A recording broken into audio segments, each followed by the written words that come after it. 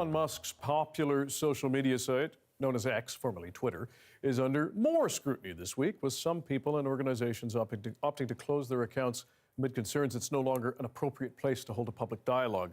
Earlier this week, as you just saw, Elon Musk, who owns X, was accused of doing a Nazi salute during Donald Trump's inauguration. But criticisms of the site were in place even before that. The District of North Vancouver has already deactivated its X account, though it says the decision was made before Musk's appearance and gesture at the inauguration. It's not just X, though. There's a call for users to leave the Meta-owned platforms Facebook and Instagram after the social media giant deregulated its hate speech monitoring. Someone who has been keeping a close eye on developments and is an expert in this is here to tell us more. Technology expert Gray Williams, thanks for being here. We do appreciate it. Why do you think organizations like cities and districts are making this move right now? I think it comes down to return on investment. If you're going to spend the time, the energy, and the money to speak to an audience, if that audience is receptive, then it's probably going to be a good use of your time. When that audience becomes combative, which they have on Twitter, X, and it seems to be that Facebook and Instagram is headed the same way, looking at that, why do we need to use this platform? It is a messaging platform. It's great. But it's not like it's the only one out there. And realistically speaking, there was a life before social media and there will be a life after social media.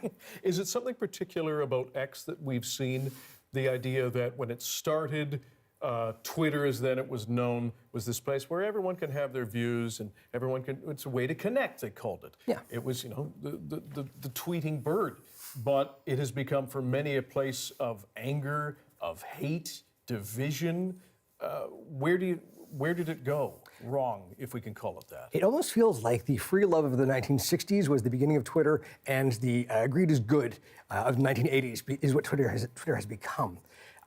Looking at the platform, it was a platform for news. It was a platform for people to speak to other people en masse. It was a platform for discussions.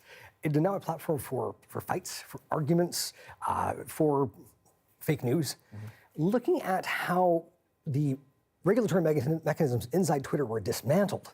They were dismantled very deliberately. They were working. Hate speech on the site was down. And for someone to say free speech is more important than protecting users out there, it's a clear idea of what's going to go on that platform. And I think a lot of people looked at it and went, I don't need to be there. I know I did. So when it comes to something that might replace it, we've seen some people move to Blue Sky.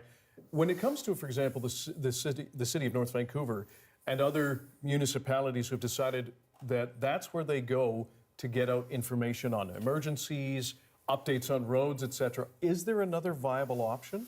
There are plenty of viable options, and social media doesn't have to be it. I mean, we have the emergency systems that are built into our cell phones. There are new radio technologies like LoRa, which is a long-range radio that could be used for messaging like this. If we're looking at a social messaging platform, Twitter, Facebook, Instagram have kind of dominated the discussion. TikTok seems to be a bit of a what's going to go on next. There is a gap, whether it's Blue Sky, whether it's Mastodon, there will be something that will take this place. Elon's done a remarkable job at dismantling Twitter. He's done excellent work. I feel bad for it. I miss Twitter, but I am not going back. Gray Williams, we appreciate your time and your expertise. Thanks very much. My pleasure.